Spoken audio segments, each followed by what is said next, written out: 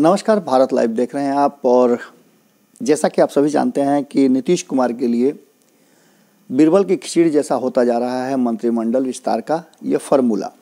इस फार्मूले के साथ साथ नीतीश कुमार की मुश्किलें उन्हीं के विधायकों ने बढ़ा दी हैं। मामला क्या है ये तो हम आपको बताएंगे ही, लेकिन आपको बता दें कि मंत्रिमंडल विस्तार पर चाहे जितनी भी बातें की जा रही हों, नीतीश कुमार की मुश्किलें कम नहीं हो रही हैं। एक तरफ भारतीय जनता पार्टी की तरफ से देर होने की बात वो कर रहे हैं, वहीं दूसरी तरफ अब नीतीश कुमार के खेमे में ज़बरदस्त ढंग से आक्रोश बढ़ता जा रहा है। कुछ ऐसे नाम थे जिनको लेकर के हमने आपको पहले बताया था कि नीतीश कुमार चाह रहे हैं कि वो लोग मंत्रिमंडल में शामिल हों। इसके साथ ही आपको एक और दबाव बढ़ता जा रहा है, वो ये है कि जो लोग बाहर से आए हैं, यानी दूसरे दलों से नीतीश कुमार के पास इस आस में आए थे कि नीतीश कुमार उन्हें बहुत कुछ दे देंगे, मंत्रिमंडल में शामिल करेंगे, ऐसे लोग भी अब बहुत ज़्यादा आशान्वित हैं और वो अपेक्षाएं रख रहे हैं नीतीश कुमार से। अब इन अपेक्षाओं पर उतरने का और पूरा करने का नीतीश कुमार पर भारी दबाव बढ़ता जा रहा है। इतना ही नहीं, एक सबसे बड़ी बात है जो हमने आपको बताया कि नीतीश कुमार के विधायक किस तरह से नीतीश कुमार पर दबाव बढ़ाते जा रहे हैं और मुश्किलें पैदा कर दिए हैं। उसके पीछे का कारण आप समझिएगा तो निश्चित रूप से आप भी कहेंगे कि हाँ बिल्कुल ये होना चाहिए या सही है।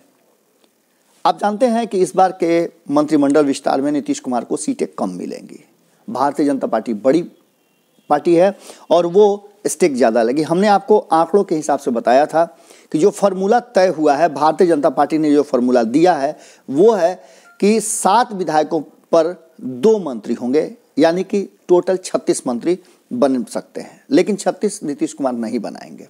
अब जो वर्तमान स्थिति है उसमें 14 आपको नजर आ रहे होंगे।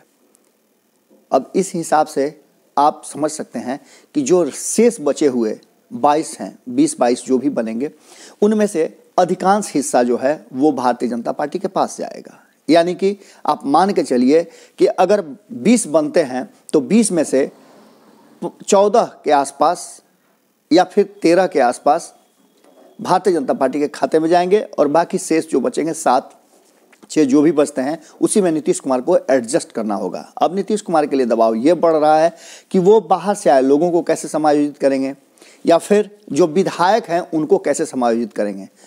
और एमएलसी भी बहुत सारे हैं जो नीतीश कुमार के बहुत करीबी हैं। बहुत सारा आप जानते हैं एमएलसी कैसे बनते हैं, लोग किस तरह की बातें होती हैं, वो भी एक दबाव बना हुआ है।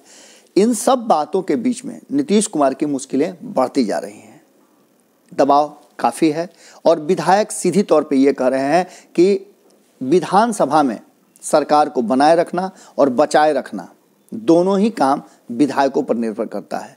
अगर विधायक इधर से उधर हुए या उनका मन विचलित हुआ तो ऐसी स्थिति में नीतीश कुमार की सरकार मुश्किल में आ सकती है। वहीं दूसरी तरफ आपको पता है कि किस तरह से अलग अलग दावे किए जा रहे हैं। एक तरफ जहां कांग्रेस ने दावा किया था, आपको हमने बहुत पहले बता दिया था, आज से 15 दिन पहले हमने आपको बता दिया था किस तरह से कीर्ति झा आज़ाद ने कहा था कि 17 से 18 विधायक हमारे संपर्क में हैं। वहीं आपने आपको यह भी बताया था कि श्याम रजक ने तो दावा कर दिया था कि 28 से 29 विधायकों की ज़रूरत उन्हें है। अगर वो विधायक टूट के आ जाते हैं तो कानूनी प्रक्रिया या फिर संवैधानिक प्रक्रिया का पालन हो सकता है और ऐसी स्थिति में मामला नीतीश कुमार से उल्टा भी हो सकता है। आप समझ सकते हैं। और याद भी आ रहा है कि 2000 के समय में क्या हुआ था। जब राबड़ी देवी की सरकार अल्पमत में आ गई थी तो कांग्रेस के लगभग सभी विधायकों को मंत्री बना दिया गया था। एक दौर निश्चित रूप से चला था। आपको बता दें कि आज हम भोरे भोर में जो चर्चा आपसे करने के लिए बैठे हैं उस चर्चा में नीतीश कुमार के मुश्किलों की चर्चा तो हम कर ही रहे हैं, लेकिन संवैधानिक बातें भी आप तक हम पहुंचाने का प्रयास कर रहे हैं। ऐसा नहीं है कि हम सरकार गिराने और सरकार बनाने की बात कर रहे हैं, लेकिन जो चीज़ें सामने आ रही हैं वो आप तक रखना बहुत ज़रूरी है। आपको लग रहा होगा कि जो चीज़ें पहले से चली आ रही हैं और इतिहास खुद को दोहराता है। तथ्यों के हिसाब से अगर देखा जाए तो नीतीश कुमार के लिए ये मुश्किल भरा वक्त हो रहा है। और इसके साथ ही आपको एक चीज़ और बता देते हैं कि आपने देखा होगा कि किस तरह से भारतीय जनता पार्टी पूरी तरह से एग्रेसिव है। भारतीय जनता पार्टी अपनी लिस्ट फाइनल कर रही है, लेकिन उसमें भी कहा जा रहा है कि नीतीश कुमार को बहुत सारे नामों पे आपत्ति है, जिसकी खबरें हमने आपको पहले ही बताई हैं।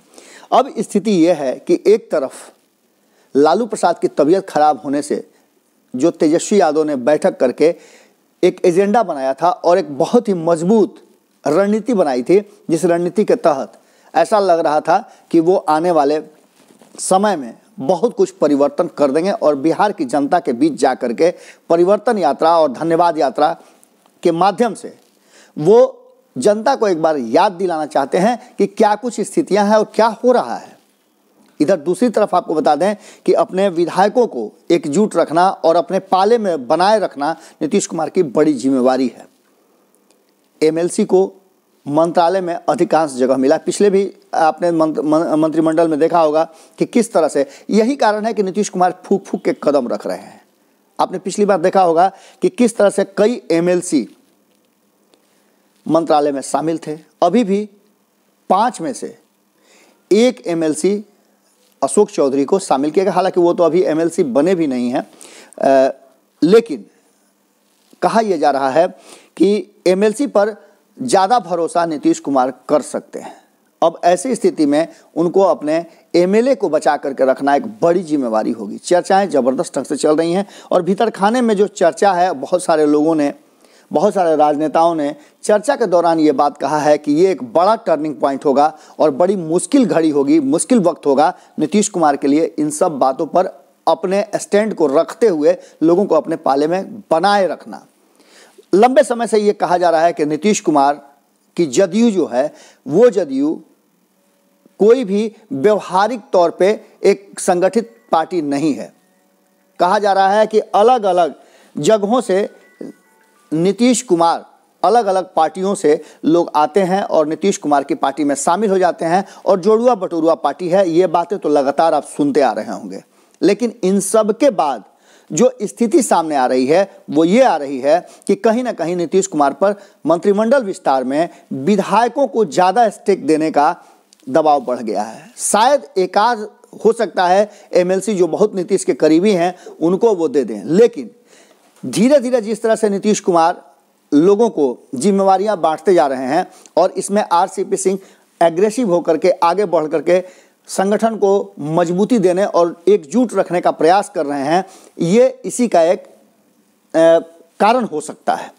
लगातार लोगों को सेंटीमेंट के तौर पे जोड़ने की प्रयास हो रही है। नीतीश कुमार के प्रति लोगों को जगाया जा रहा है। नीतीश कुमार के काम, उनके सुशासन और उनकी बातें करके इमोशनली लोगों को जोड़ने का प्रयास कर रहा है। लेकिन उससे ज़्यादा अब लालू प्रसाद के तबीयत खराब होने को लेकर के बहुत सारे लोग हैं जो लालू प्रसाद की पार्टी से इनके खेमे में आए हैं। अब इन लोगों के साथ भी स्थिति वही हो गई है कि ये सारे लोग कहीं ना कहीं एक बात मान के चलिए कि नीतीश कुमार के करीब होते हुए भी लालू प्रसाद से बहुत ज़्यादा करीब हैं, क्योंकि समाजवादी विचारधारा के बहुत सारे लोग हैं जो वक्त के हिसाब से, जैसे आपने देखा होगा कि श्याम रजक जैसे ही थोड़ा 19-20 हुआ वो दौड़ करके फिर से अपने पुराने घर में चले गए। ऐसे बहुत सारे नेता हैं जो इंतजार में हैं कि अगर नीतीश कुमार सही ढंग से उन्हें समायोजित सम्मानित नहीं करते हैं तो वो पाला बदल सकते हैं।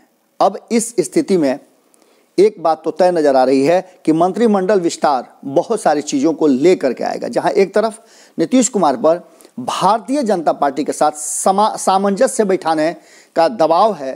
जीतन राम मांझी जैसे महत्वाकांक्षी नेताओं को अपने साथ बनाए रखने की जिम्मेवारी है, जवाबदेही है, दबाव है। वहीं अब अपने विधायकों के भीतर खौल रहे पार्टी के अंदर जो चीज़ें हैं उसे भी संभालने और शांत करने का एक बहुत बड़ा चुनौती है। इस चुनौती से कैसे उभरते हैं नीतीश कुमार, ये एक बड़ी बात है। इस बीच में आपको बता दें कि तेजस्वी यादव भले ही नहीं हैं, लेकिन उनकी पूरी टीम इस बात को लेकर के पल पल का अपडेट अपने पाले में रख रही है।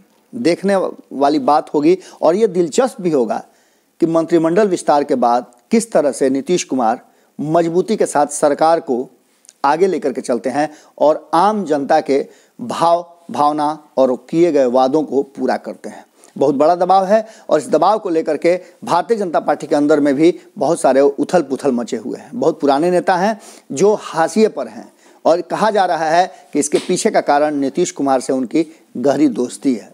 अब ये नई टीम जो बनी है भारतीय जनता पार्टी की, उसके साथ सामंजस्य बिठाने का दबाव, ऊपर से पार्टी के विधायकों का बढ़ता जो महत्वाकांक्षा है और एमएलसी के साथ साथ जो बाहर से लोग आए हैं, अलग अलग पार्टियों से आकर के नीतीश कुमार के साथ जुड़े हैं, उनके साथ भी सामंजस्य बिठाना एक बड़ी चुनौती है। इस चुनौती को कैसे सामना करते हैं ये देखना दिलचस्प होगा।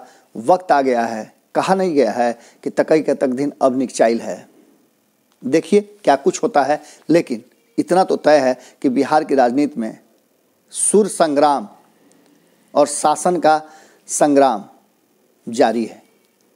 कब लिस्ट फाइनल होकर के आता है, क्योंकि लिस्ट फाइनल होकर के जब जब नीतीश कुमार के पास आ रहा है तब तब उसे रिजेक्ट कर दे रहे हैं। ये अधिकार नीतीश कुमार को था नहीं, पर भारतीय जनता पार्टी की मजबूरी और कहीं ना कहीं अपने अंदर के द्वंद्व को जब तक वो समाप्त नहीं कर लेते हैं तब तक मंत्रिमंडल विस्तार संभव नहीं लगता है। ये तो विशेषाधिकार नीतीश कुमार की है और इसमें भारतीय जनता पार्टी भी कुछ नहीं कर सकती है। भले ही वो कह रहे हों कि मंत्रिमंडल विस्तार में उनका कोई भी दोष नहीं है, वो तो चाहते हैं कि तुरंत कर लें, पर जो पेंच लड़ा हुआ है उसके सुलझने तक Nitish Kumar wait and watch करेंगे। जैसे ही पेंच सुलझ जाएगा, आप समझ लीजिएगा, जैसे ही मंत्रिमंडल विस्तार की घोषणा होती है, तिथि की घोषणा होती है, एक बार हो चुकी है और उसे निरस्त किया जा चुका है, दोबारा जब होगी, अगर हो गया मंत्रिमंडल विस्तार, लोग शपथ ले लिए, तब आप समझिएगा कि मंत्रिमंडल विस्तार हो गया, वरना अभी ये पेंच और आगे बढ़ेगा। जुड़े रहें भारत लाइव के साथ। खबरों का सिलसिला लगातार जारी है। आपका साथ और सहयोग हमें बिल्कुल चाहिए, क्योंकि आपका फर्ज भी है और हम अपेक्षा भी रखते हैं कि आप सच्ची पत्रकारिता को और अधिक मजबूती के साथ देंगे। यूपीआई नंबर दिया हुआ है, आप हमारा सहयोग अवश्य करें, क्योंकि आपके सहयोग पर ही सब कुछ टिका हुआ है। नमस्कार।